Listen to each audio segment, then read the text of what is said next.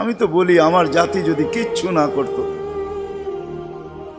সারাদিন পরে ঘুমানোর সময় যদি হাত দুইটা উঠায় আর চোখের একটু পানি ছেড়া বলতো, মালিক এত বড় সংসার, এত যাই ঝামেলা সব সামনে নিয়ে সারা দিন তোর কাছে আসতে পারি নাই, এখন ঘুমাইতে চললাম, সকালে যদি উঠাস তাইলে উঠবো, নাইলে চির নিদ্রা হয়ে যাবে।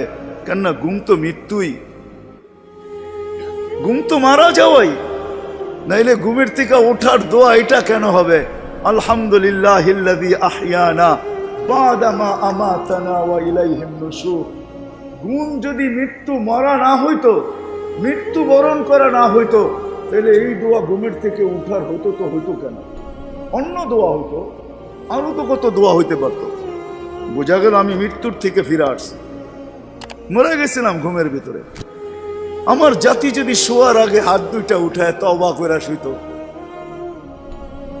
নারী পুরুষ নির্বিশেষে, এইখানে তো এই বিশাল ওই মাথা পর্যন্ত একজনও পাওয়া যাবে কিনা যে ডেলি আমি ঘুমানোর আগে কমসে কম একটু হাত উঠায় তওবা করে হইলেও ঘুমাই, আল্লাহকে বইলা ঘুমাই, আল্লাহ যেমন করার ছিল সারাদিন করতে পারি নাই, যেমন পড়ার ছিল পড়তে পারি নাই, তোমার দিকে ছুটার ছিল ছুটতে পারি নাই, আমি কিন্তু মাপ চায় ঘুমাইতেছি।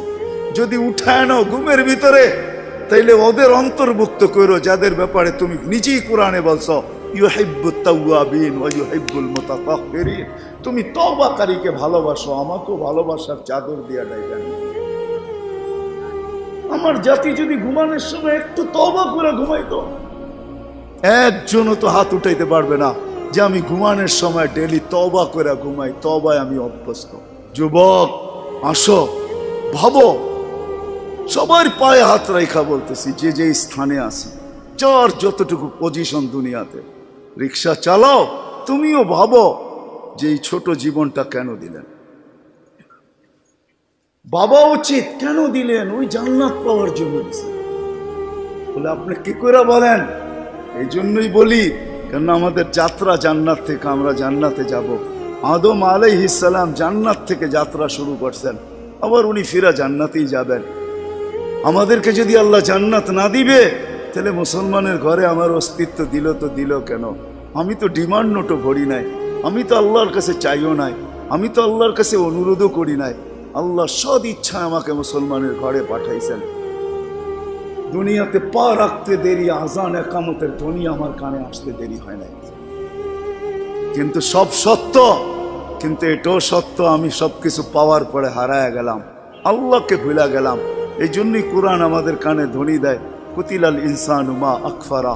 ও মানুষ, তুই অকৃতজ্ঞ হইলি তো হইলি কি করে? উচিত তো ছিল ফল আসলে গাছ আরো ঝুঁকবে, ফল আসলে আরো ঝুঁকবে। উচিত তো ছিল শিক্ষিত মানুষগুলা শিক্ষিত হইয়া 24 ঘন্টা আল্লাহর কুদরতি পায়ে পড়া থাকবে। উচিত তো ছিল ধনী ধন পাওয়ার পরে আল্লাহর কাছে কাছে থাকবে। উচিত তো ছিল যুবক যৌবন পাওয়ার পরে আল্লাহর কুদরতি পায়ে যায় মাথা ঠেকায় দিবে, মালিক তুই আমাকে যৌবন দিছিস, দূরে যাই তো যাই কি করা, যৌবন তো তোরই দেওয়া। 24 ঘন্টা আমাদের উপরে রহমতের বৃষ্টি বর্ষিত হইতে থাকে।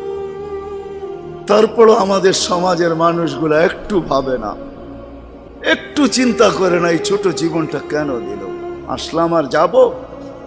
উর্দুতে বলে খানা কামানা খানা সোনা সুবা পাখানা। এটার জন্য তো দুনিয়ায় দেন নাই, জীবনটা দেন নাই যে কামাবো খাবো ঘুমাবো আর সকাল